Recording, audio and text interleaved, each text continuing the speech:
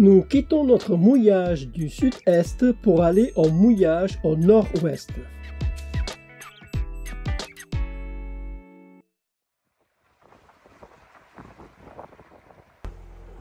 Au Tuamotu, on navigue avec les cartes satellites sur PointCPN pour éviter les patates de corail. Parce que c'est un vrai champ de mine, hein, les atolls au Tuamotu. Donc avec les cartes satellites, au format MB Tiles, on arrive à naviguer à la voile. Parce qu'on a le temps de les voir et de faire la trajectoire. Et voilà les patates de corail. Heureusement qu'on a les cartes satellites, ça nous aide beaucoup, mais ça n'empêche pas qu'il faut être tout le temps en observation. Et il faut avoir le soleil dans le dos et porter des lunettes Polaroid. La passe de Tahanea. Quand on est arrivé à minuit vide par une nuit noire, puis on a passé par là. Heureusement on était à l'étal. On voyait rien, mais c'était calme. Là on se déplace, on va vers le mouillage au nord-ouest. Et on doit contourner la passe. Plutôt, on va la traverser. Même à l'étal, il y a toujours un peu de remous. Mais bon, c'est pas très grave. On se fait déporter par le courant rentrant. Même si on vient juste sortir de l'étal de marée basse. Et puis on doit corriger sans arrêt la direction. Parce que le courant nous emporte vers l'intérieur. Voilà les tourbillons créés par le courant. Ça c'est rien encore, c'est très calme. Il faut savoir que ce courant il rentre dans le lagon, donc il va remplir le lagon. Donc même si on est juste quelques minutes après l'étal de marée basse, le petit courant montant, ça fait déjà son effet. On a le fond de la passe, on va avoir 15 mètres. Voilà notre prochain mouillage. Et il est juste à côté de la passe. Il n'y a personne, donc on va être seul. D'habitude, il y a toujours des bateaux ici. Mais bon, là on va être tout seul. Ce qui ne nous déplaît pas. Notre nouveau mouillage à Tahanea. On est seul. Comme d'habitude, il y a plein de cocotiers. On a un mouillage rien que pour nous. On va le fond. On a 4 mètres de profondeur.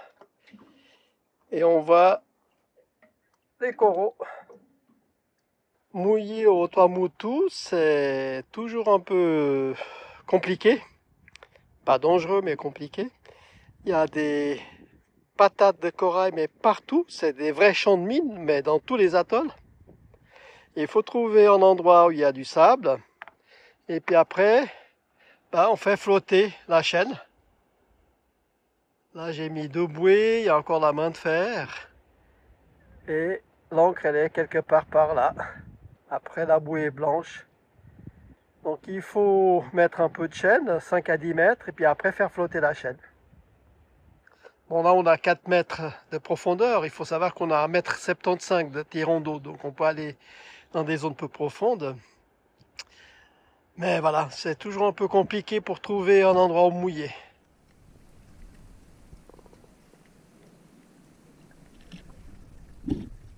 Sous l'eau, on voit comment la chaîne est suspendue du fond par les bouées. C'est le système utilisé au Tuamotu pour mouiller dans les atolls. Cela évite d'abîmer le corail et de rester coincé avec la chaîne autour d'une patate. Il y a les oiseaux, il doit y avoir les nids.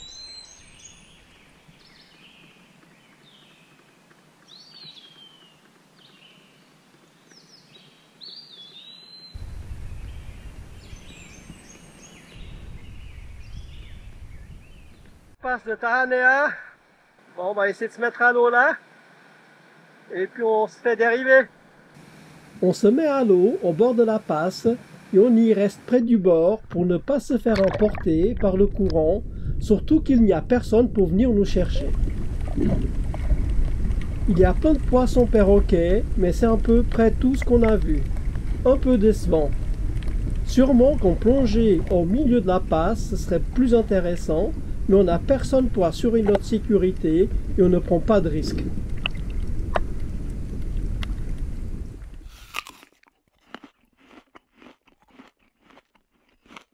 Qu'est-ce que tu fais? Tu les secoues? J'écoute. Et t'écoutes quelque chose? T'écoutes la mer? J'entends là. Allez, on va faire un petit gâteau. Ah, c'est pour faire un gâteau. Magnifique. Coco, regarde. Oh, j'adore ça. Gâteau à la noix de coco. Première étape.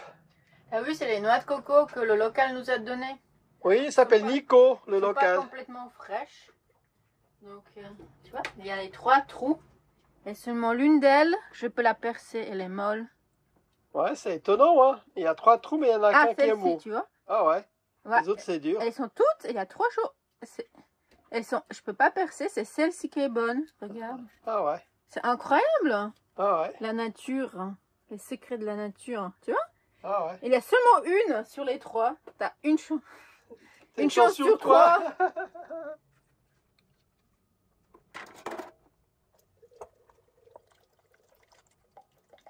Il y aura à peu près, je sais pas, 300 centilitres. Ouais, 3 3 décis, décis. je pense. Ouais, passer un grand verre, ça. Ouais.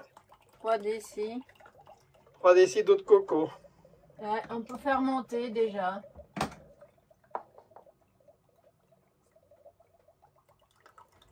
Ah ouais, il y a beaucoup, hein.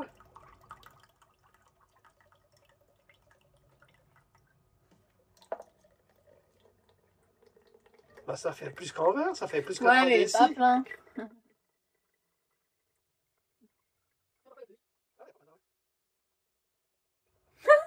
Toujours pas fini. Ah. Ah, bah peut-être il y a plus. Ah bah là, ça fait plus, hein. Ça fait en tout cas un demi-litre. Waouh. Ouais.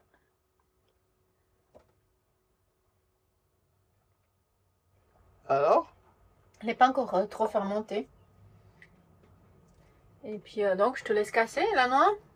Tu as le trou, le seul trou. Sur les 1, 2, 3, il manque seulement un à mou. Ouais. Les autres ils sont solidifiés avec une coque. Bon. Voilà. À moi de bosser maintenant, Ouais. casser. Récupérer le blanc. Bon, maintenant c'est à moi de bosser. À moi de casser. Pour ça, on utilise des gros moyens.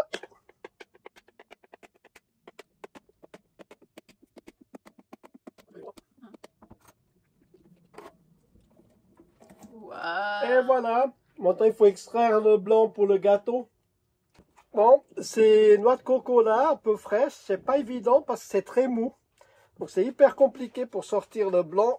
En tout cas, je trouve que c'est plus compliqué que celle où la noix elle est déjà sèche.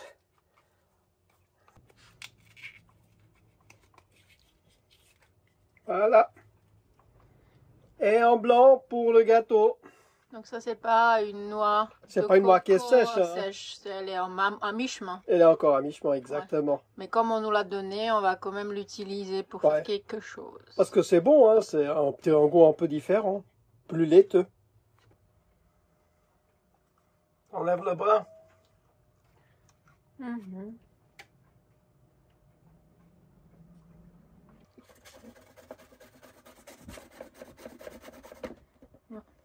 Je pourrais le mettre dans un mixeur, mais je vais le mettre que après.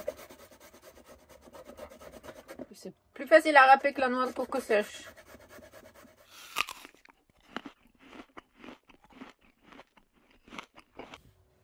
Alors ça, c'est pour faire le gâteau. Oui. Sucre.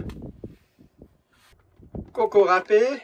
Non, coco mixé. Ah, coco mixé. Mais ça, c'est pas du coco, c'est C'est une crème. la noix de coco un peu fraîche.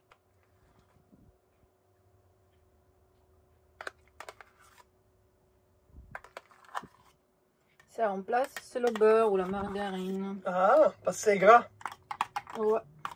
Donc tu mets pas de beurre ni de margarine pour le gâteau. Tu mets ça, Ouais, le coco. Le- Ok. ouais. Ah, ça c'est intéressant ça. Comme ça. On est bien équipé, hein.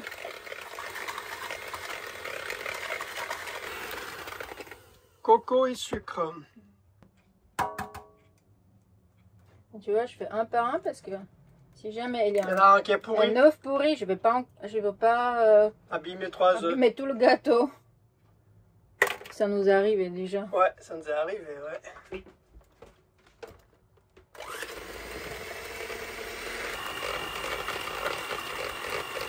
Heureusement que j'ai ce petit robot parce que si je devais à chaque fois faire les pâtes et aussi la pâte à pain à la main, j'ai déjà tellement de boulot sur ce bateau que franchement... Ouais, heureusement que tu as les machines. J'aime pas l'âge de pierre. Et maintenant, la farine. Parce que je dois calculer. Hein.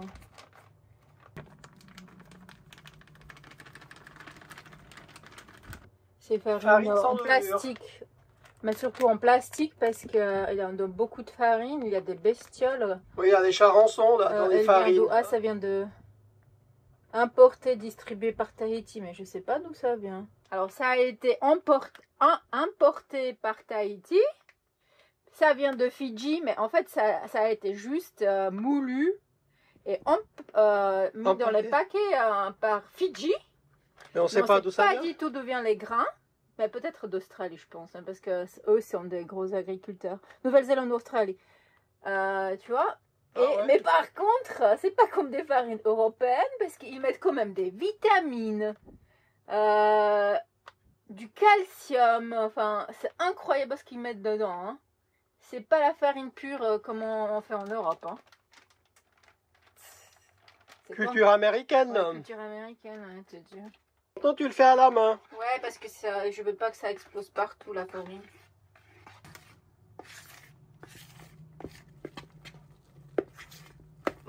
Ça va être un bon gâteau au coco. Voilà. Ah, voilà Noix le coco. de coco que tu m'as cassé. Ouais. Ça, c'est pas de la noix de coco sèche. Hein, Ouais. que j'ai râpé à la main.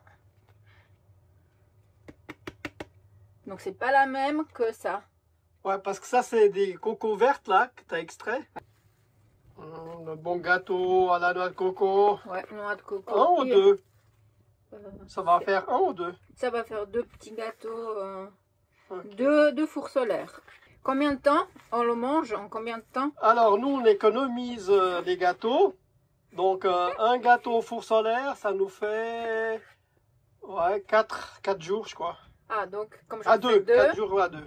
Seulement 4 jours? Oui, 4 jours, un gâteau. Ah, donc 2 fours solaires, c'est Donc, 8 jours. Ça fait 8 jours. Donc, ouais. je fais un gâteau par semaine? Ouais. Oh, j'ai pas l'impression. Hein. Tu rajoutes une mangue dans le gâteau? Oh oui, comme ça c'est un peu plus moelleux.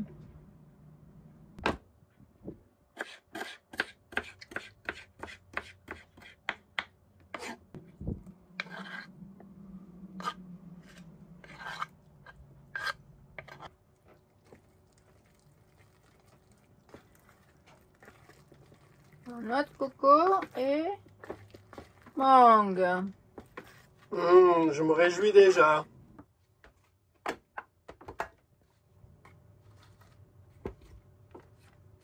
Alors tu mets le mélange dans les fours solaires, dans les tubes. Oui. Et tu mets du silicone là? C'est quoi ce truc brun? C'est comme du papier sulfurisé. D'accord. Papier téflon. Mais réutilisable. On gaspille rien.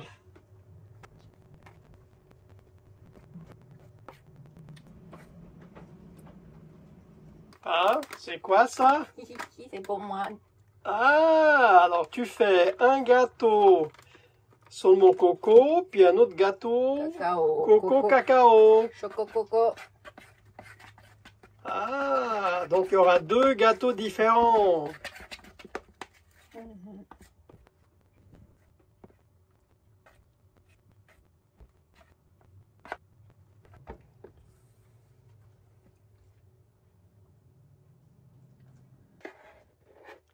Ah, rien ne se perd. Alors, c'est bon? Non, il faut pas que tu manges.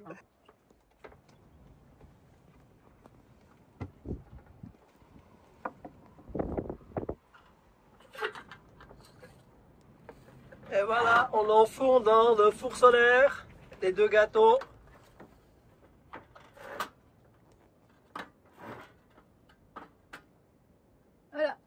là, on attend que ça cuise.